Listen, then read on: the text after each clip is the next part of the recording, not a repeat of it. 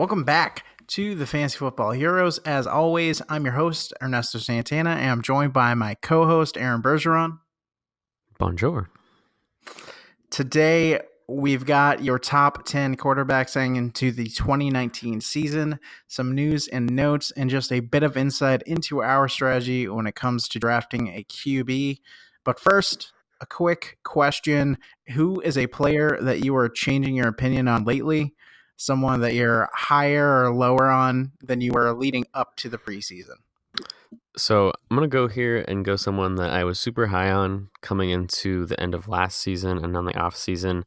And the more and more I read, the more and more I hear, I am not touching Kerryon Johnson. And I had him on my team last year, and he was obviously injured. And at the second half of the season, he really picked it up, and I got super excited about him. And there's a lot of talk, Theoretic has left, and a lot of people are super excited thinking that he's going to be the bell cow and, new offensive scheme, second year under Patricia. I'm still not touching him. And I know a lot of people are high on him. I think he's drafting somewhere in like the low teens in terms of running backs, but I will not take him at the ADP. And I will tell you why. It's because year after year, we've gone through Joique Bell. We've gone through Amir Abdullah. Every time that we're hyped up for a Lions running back, it ends so disappointingly. And Matt Stafford throws the ball, and until he stops throwing the ball for stupid number of attempts, I don't want any Lions running backs. I feel like last year, looking back at the numbers, he never really had RB1 games. He just had RB2 games. And it's like, I think if you're going to draft that high, if you're drafting, a top 20 running back, you want him to be putting up RB1 numbers consistently. And even with Theoretic gone, they did sign CJ Anderson. It does not matter. He could be the bell cow and get 30 carries a game, which he will absolutely not get. I do not want. That's interesting. That is a hot take. I'm not going to lie. I think a lot of well, you're right about he only really had RB2 games. A lot of the lore behind Kerryon is you saw flashes of talent and a running back who can be Todd Gurley like, a great pass catcher. So I think people are buying into the talent. They're buying into the opportunity with Theo Riddick leaving and him taking over the backfield. But I can see where you're coming from with it really doesn't fit their offensive scheme to have a bell cow running back. I am also going at the running back position. I'm actually going higher here. And my guy is actually Tevin Coleman of the San Francisco 49ers. Tevin Coleman is someone that you can get for an absolute steal right now in drafts. He's going in the 5th round around guys like Lamar Miller, Kenyon Drake, James White, and Darius Geis. You have him reuniting with Kyle Shanahan, but now you have him in a lead role. He was your RB19 last season after he had to step up and replace Devonta Freeman. And for me, in San Francisco, outside of George Kittle, you have a bunch of developing receiving options. So I fully see the 49ers leading into that running games for a decent chunk of their snaps. Yes, Matt Breida is still in the backfield, but last season you had his health issues. You have Jerick McKinnon, more than likely starting the season on the IR. Raheem Mostert got banged up in their preseason game against Dallas. So, I mean, I have Tevin Coleman locked in for a top 20 running back with top 12 upsides. That's also a hot take. I don't think it's that hot of a take. I want to see the San Francisco 49ers perform well under Jimmy Garoppolo. I feel like Tevin Coleman definitely has the talent. Don't know if I'd draft him over Ingram or Josh Jacobs or Chris Carson, assuming that's who you're talking about taking him over. Obviously, you're not going to take him over David Montgomery. No, I'm I mean, he's going in the 5th round around the guys that I meant, like. So, I mean, would you have him over Lamar Miller? No. Tevin Cole, no Lamar Miller, even with Duke Johnson coming in. Lamar Miller is more of a between the tackles, carrying the ball. He's not really the pass catcher. We'll see. He's a big volume guy, but we'll see. But I mean, that's what I'm saying. So Tevin Coleman is a steal for me in the 5th round. I'd much rather have him than any of those guys. Especially, I mean, Lamar Miller was the one guy who I might have taken over Tevin Coleman, but with Duke Johnson coming in, it doesn't really eat into Lamar Miller's carries, in my opinion. It just eats into his opportunity. I think all the passing down work is going to go to Duke Johnson because he's an absolute weapon when it comes to that role. So, well, we'll see how things shake out. That being said, let's get into the news and notes. Speaking about the aforementioned Kenyon Drake, he was seen in a walking boot on Wednesday after leaving Tuesday's practice early with an injury. It could be something minor like Derrick Henry's was. But I've said before that I think Kalen Ballage is a better value in the backfield, especially where he is ADP wise. I mean, they're 6 rounds apart ADP wise. And as our resident Dolphins fan, Wayne, what are your expectations from the backfield of Miami? I don't want to touch it at all. I read, as a Dolphins fan, I did look into this. I read that Kenyon Drake is fine. Yeah. He's just playing it safe. I think it is very similar to the Derrick Henry situation. I don't think it affects his position. I do think that Ballage is a good pick as well. I think that they will split. Yeah, I think it'll be more of a committee.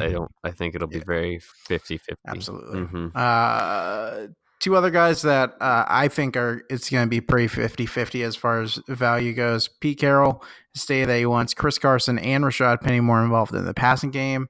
So definitely boost the value of both these guys for me. As I mentioned, talking about Lamar Miller, the Houston Texans have acquired Duke Johnson Jr. last week after waiving Deonta Foreman. I think this boosts Deshaun Watson for me, since he has a huge weapon when it comes to catching passes out of the backfield now in Duke Johnson. And in my mind, there will definitely be weeks where he gives you fringe RB2 production in PPR. Yeah, I think that's certainly a possibility. I feel like I love the Houston offense, so he's definitely got that potential. The last bit of news talking about quarterbacks, Andrew Luck is dealing with a calf issue and a slight bone injury issue, and will more than likely sit out the remainder of preseason. You'll see a moment here. I mean, this hurt Luck for me. I previously had him at 2, and I, in fact, moved him down to my QB 6. I mean, it hurts his mobility. It makes him more likely to miss time during the season if he gets injured. Do you expect him to miss time at the start of the regular season? I mean, we can talk about it when we get to him in our rankings, but this for me. Okay. Yeah, we'll talk about this when we get to our rankings, because the last blurb of news here is definitely a guy that Wayne is chomping the bit to talk about. Antonio Brown has returned to the Raiders facility after frostbite and radio silence and a helmet debacle and a few recent tweets. How are you feeling about Antonio Brown these days, Wayne? Look, the guy's an extreme talent. I think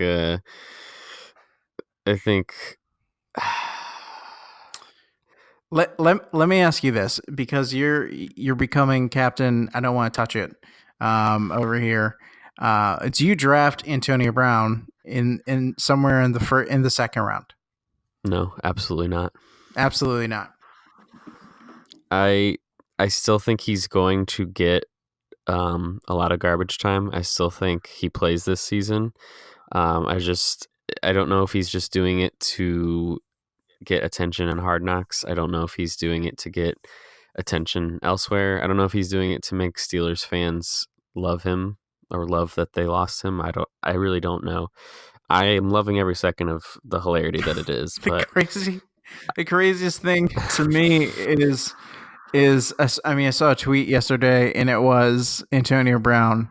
I won't play football. I'll retire if I don't get to use my old helmet. NFL, you can't use your old helmet. Antonio Brown, I'll see you at practice tomorrow. I don't know. $31 million because he can't wear a helmet. I'd wear a lot of things for $31 million.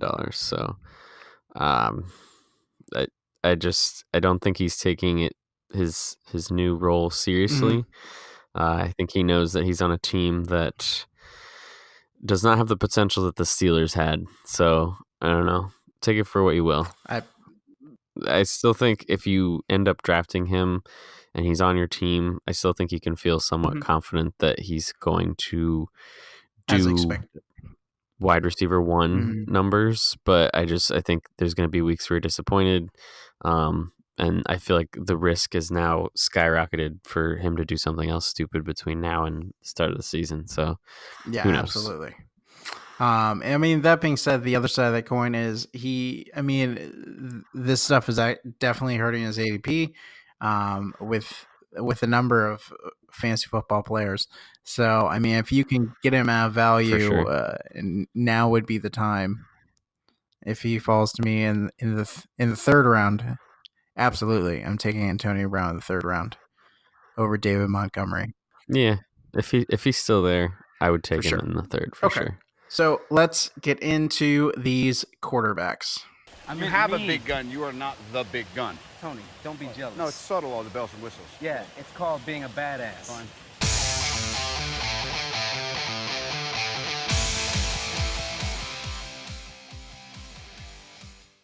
Leading things off, it's Patrick Mahomes, 5,097 yards on 580 attempts and 50 touchdowns. Arguably the top offense in the league from the pass catching options in the backfield to the number one tight end in football and the number one wide receiver last season. Even with regression from the 50 touchdown mark they hit last season, I mean, he arguably has a few question marks when it comes to his ranking for me. What else can you say about Patrick Mahomes? Clear number one for me. I don't think he puts up the numbers he put up last year. I think some of the defenses will have figured him out, but I still think he's on an explosive offense. He's going to have good play calling. He's got weapons. He's going to be stupid good again. Yeah, I think some of the defense will have figured him out, and I think the Chiefs defense will have figured it out a little more this season. So he won't have to put up 50 touchdowns. At 2, we have Aaron Rodgers. It was a down year for Rodgers, and he was still number 6 last season, 4,442 yards on 597 attempts and only 25 touchdowns. You've got Matt LaFleur coming in as the head coach in Green Bay. You have a revitalized running game and emerging talents in Geronimo Allison and MVS. I think there's enough here to get a bounce back season from Rodgers. And I think we see the touchdowns go up for Rodgers. I mean, 25 is the second lowest he's thrown in the last 5 years, and the first being last season where he threw 16 in only 7 games. Yeah, I think Aaron Rodgers, tried and true. He's a veteran at this point that you can count on. Last season was a little weird.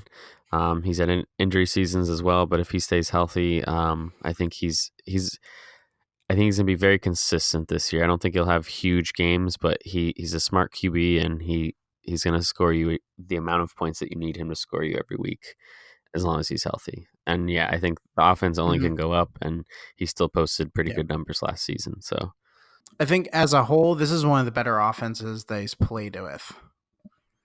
For sure. From top to bottom. So at 3, we have Deshaun Watson, 4,165 yards on 505 attempts and 26 touchdowns.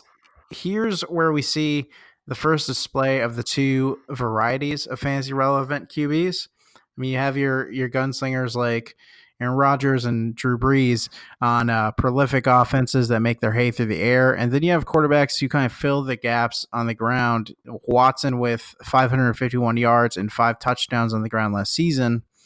You have Watson at 2, Wayne.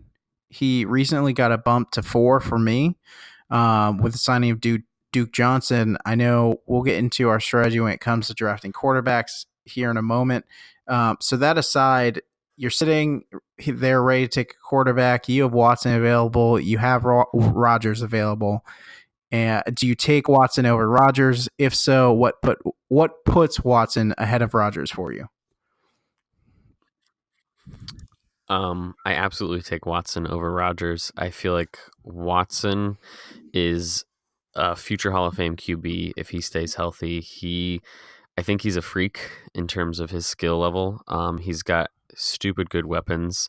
I think I love seeing the stat line of when he's got Hopkins, Fuller, and Kiki Kuti all healthy. He posts ridiculous numbers. I think last season, he did not have a game that he was under 50% in terms of completions. And if you look at his stats from his first 2 seasons, he's top 5 in so many of them. I think the biggest thing that hurts him for me is their offensive line woes that they've had. I feel like if he had a healthy offensive line, he could rival Mahomes in terms of his ability. I just think he's that good, and he showed last season that he can break off some ridiculous runs. I don't know if that's the best option for his health, but he's not afraid to go after it, and he's got some really good, talented receivers that he can throw to. And now, like you said, you add Duke Johnson. I really like everything about the Houston offense. I do feel like I'm concerned if Fuller or Hopkins or even more offensive line issues come up, then he hurts himself in terms of where I would see him posting numbers. But I think he has a really great season this season, and I honestly could see him being better than Mahomes if everything goes right. That's how high I am on Watson. Oh, that is high. That is high. Mm-hmm. I don't see that whatsoever. I mean, and it's nothing against Watson. For me, with Watson, I mean, the only thing that brings him down for me is it's A, the health. B, I mean, he is a mobile quarterback which there's always a risk. And then B, it's the weapons around him. Yes, they're awesome. You have DeAndre Hopkins, Will Fuller when he's healthy, Kiki Kuti. He got a little banged up their first game of the preseason. I mean, they're lackluster at tight end, and then you have Lamar Miller. Duke Johnson was a huge bump for me. So I mean, that's the only thing. When you look at Kansas City, you have weapons galore from top to bottom. So that's the only separator to me between Mahomes and Watson. It's if Deshaun Watson had Patrick Mahomes' weapon, hands down, him and Mahomes would be neck and neck. I think Watson is more talented. That's my hot take right there. So. I think Mahomes is benefiting from a really good system. Deshaun Watson is making do with a terrible offensive line, and I think he's going to break out this season. I like Houston. I think that they're a sneaky good team. They had a bad game in the playoffs last year. Give me Watson if I can. We'll talk about our QB strategy, but yeah, if I'm in a situation where I can get Watson for stupid good value, I want him. Absolutely. If I can trade to get Watson after he has a couple bad games at the beginning of the season, absolutely I would. Look out for those trades. At 4, we've got Andrew Luck. The aforementioned Andrew Luck, 4,593 yards on 639 attempts and 39 touchdowns through the air last season. Through the back half of last season, he looked phenomenal. I think the offense is there. He's been one of the most talented QBs we've had over the last few years. The only issue for me with Andrew Luck is, as I mentioned in the news portion, the health. I moved him down to 6 in my rankings this morning following the news about the injury concerns. I still think that he plays. It's just alarming to me. Realistically, is that the only concern for you, Wayne, as of right now? I think the health issue is absolutely huge. Last season in multiple leagues, I drafted Luck late. I think a lot of people were concerned that he wouldn't bounce back, and it paid dividends for me. I love Andrew Luck as a QB. My biggest concern is the health, and I'm not convinced that it's just a lingering thing that he can shake off after 1 or 2 weeks. this reminds me so much of 2017, where we got a little bit of news, then we got a little bit more news, and then like halfway through preseason, we found out that he's out for the season. I'm very scared if I'm drafting this week. I don't want Luck until I can hear a little bit more. I think it hurts Marlon Mack and T.Y. Hilton until I can hear anything else, because if it's not Andrew Luck, those guys just don't produce the same amount of points. I think Marlon Mack less so than Yeah, Ty. absolutely. Like Ty needs to have Andrew Luck throwing him the ball. I'm very concerned about this situation, and I want to monitor it very closely. I would love to see him come out and say yes, he's going to be healthy at some point this season. Like I would, if he gets only going to sit out like 1 or 2 weeks, I still want him to draft him high.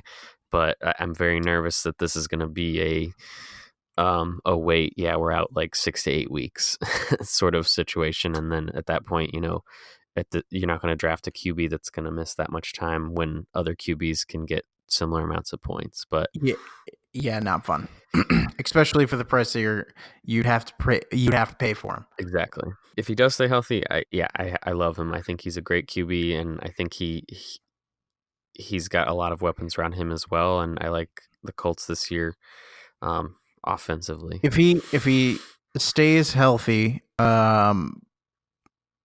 and actually plays this season, starts this season at least. I mean, even if there is an injury, take that into account. Where do you move him down to? Honestly, I move him out of the top 12. I think we'll talk about it more. We keep saying or keep teasing our strategy, but QB is such a deep position, and the difference between, the top guy versus the 12, 13, 14, 15 is not as significant as it is for other positions. I'll talk about it later. It's about less than half. Yeah, it's something that I'm not going to risk wasting someone on my bench that's a QB that can't play. I can get somebody else and plug them in, and they'll do maybe a little bit worse, but it's not going to be significant enough that I want to hold on to Andrew Luck if I know that he's hurt for even 1 or 2 games. It's just not something you're willing to do. Not a burden you're willing to bear. Like you said, not at where I have to draft him. So at 5, Matt Ryan. Ryan to me is tricky because you have those MVP candidate years, and then you have the seasons where he looks absolutely awful. Not just stat line, but watching him on the field, it looks like there are 2 different Matt Ryans. 4,924 yards on 608 attempts, 35 touchdowns last season. You have Devontae Freeman returning, who quote unquote is a full go for the regular season, is in great health. But you lose Tevin Coleman.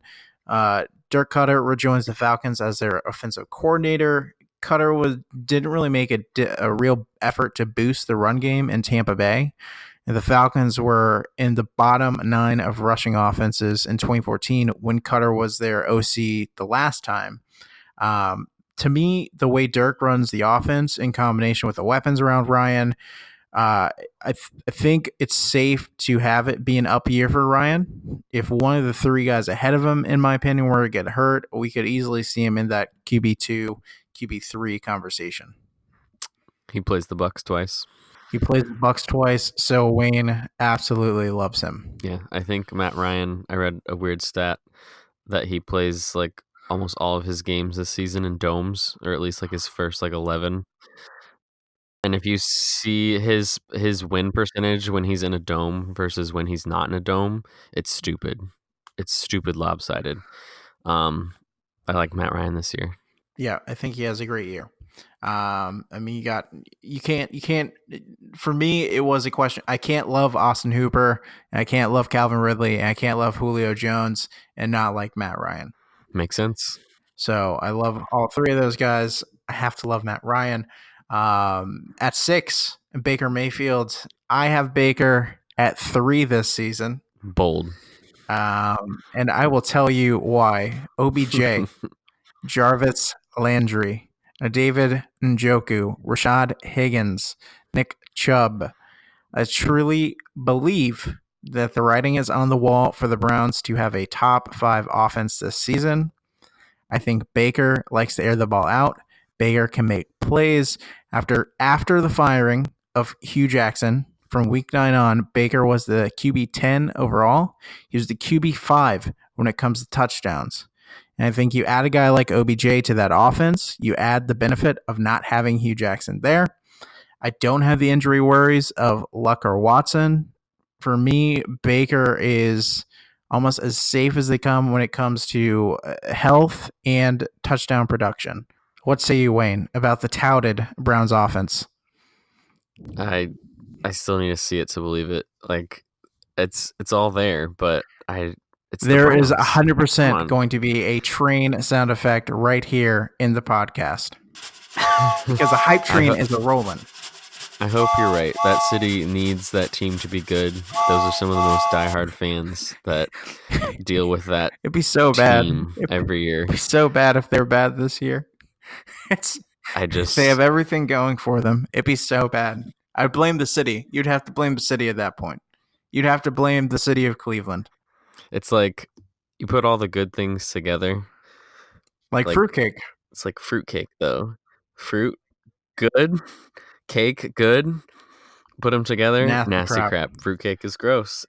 And they have a lot of good weapons, but I need to see them play together. I need to see how they gel and make sure that there's no Browns curse or whatever the heck's going on up in that city. I just, there's too much risk for me to draft him that high, but I would love to see him do well because he certainly is capable. And that for team me, has all the pieces. For me, I mean, you can't read into preseason realistically until week 3, and so I really don't. But Baker played one drive in their game, and it was against a backup secondary. But he walked it down the field with no OBJ, no Jarvis Landry. That is everything. Just looked so good. They looked like a well-oiled machine.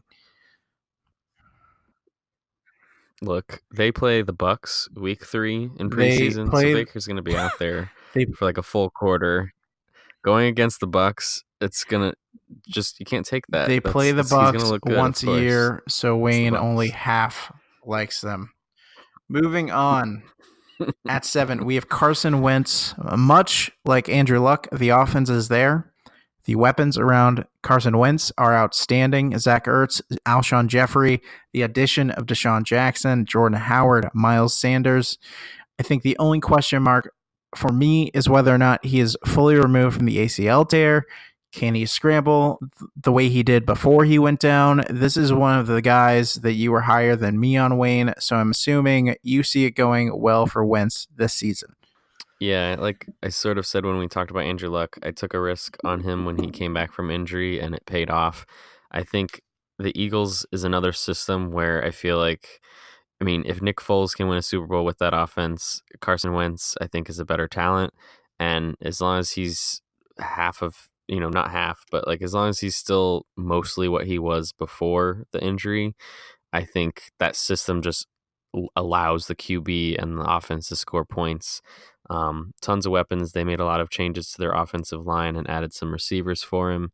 I just think the system alone helps him be good. And he's a better QB than Nick Foles, so I like them to do what they can do. I agree. 100%. I think if he is healthy, love Carson Wentz. Love Carson Wentz. The only thing that worries me is the health, and so that's for me. It's much like Andrew Luck, where you kind of bury him out of the top 12. I'm a little less scared off that way, but any way it can be risk adverse. In one of my top picks, I will take it. So that's why it kind of fell for me. At 8, Drew Brees. You got a prolific offense. He's going to give you the yardage. He's going to give you the touchdowns. 489 attempts for 3,992 yards in 32 touchdowns in 2018. The only downside with Drew Brees for me is that Latavius Murray and Alvin Kamara are absolute touchdown machines. And he doesn't run the ball unless he has to, even though his rushing touchdown efficiency last year was insane. He ran 22 yards, he rushed 22 yards for 4 touchdowns.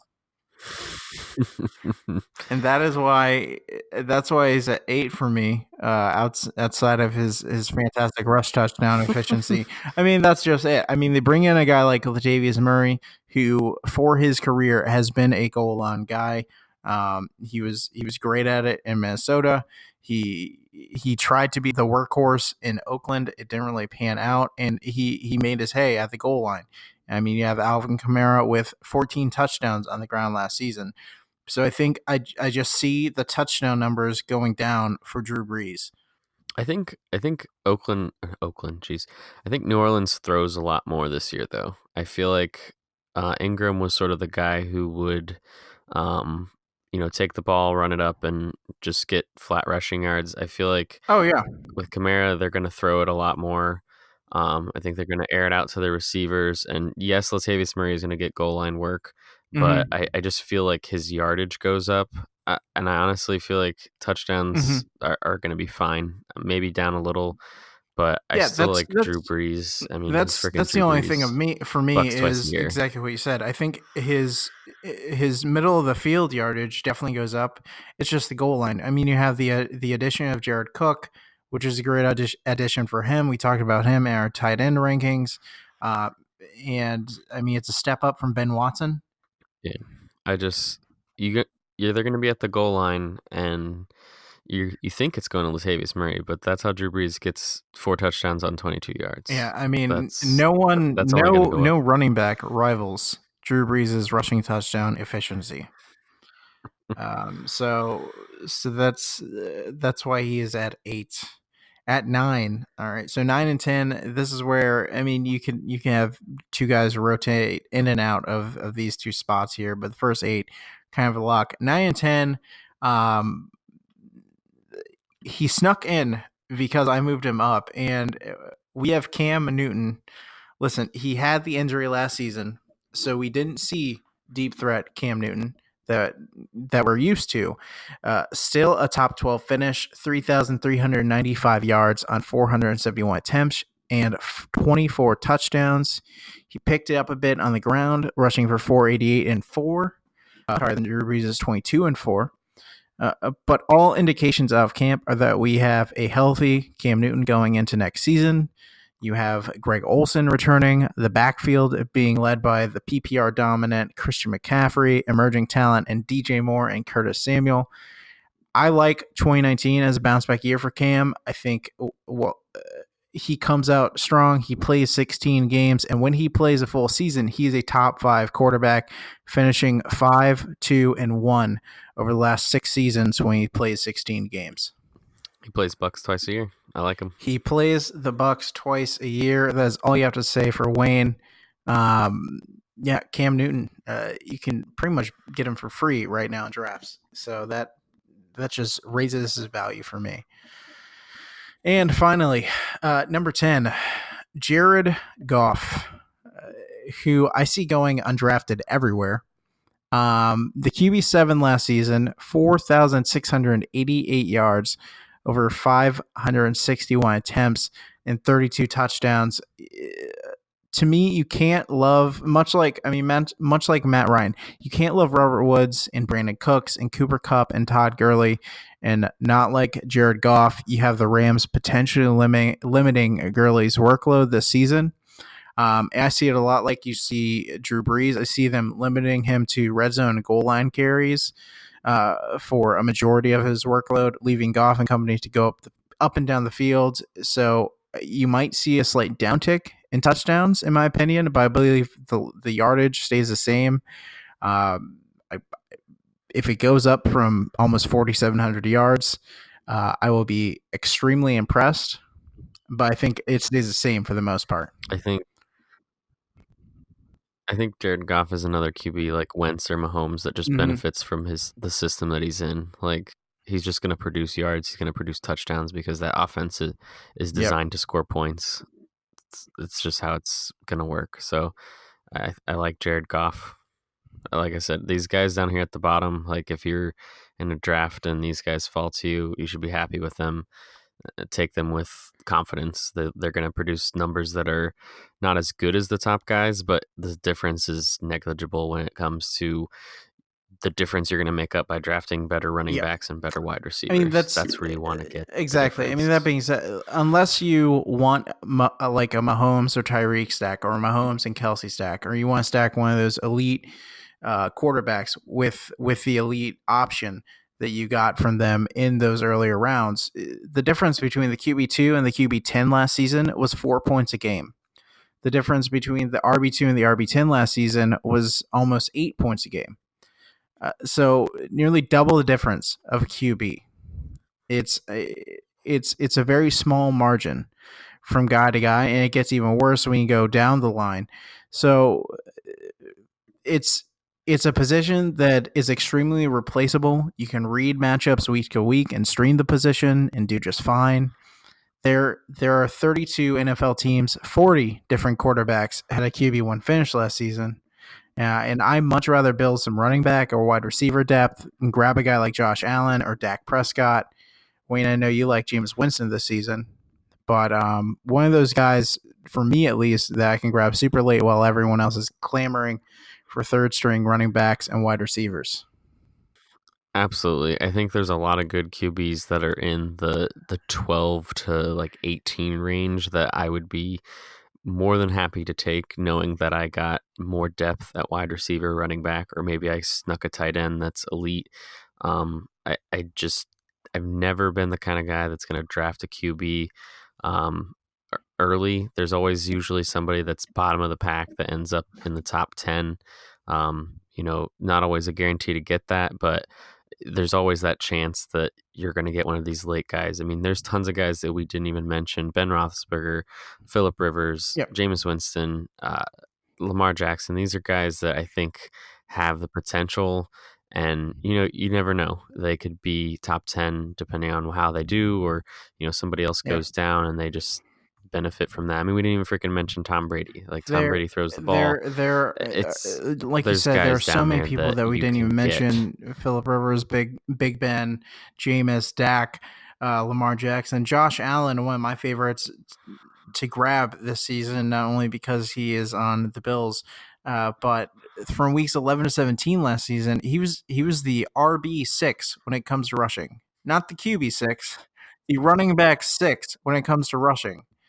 So, I mean, there's tons of value in those late rounds when it comes to QB, and not so much when you come to the other positions on your roster.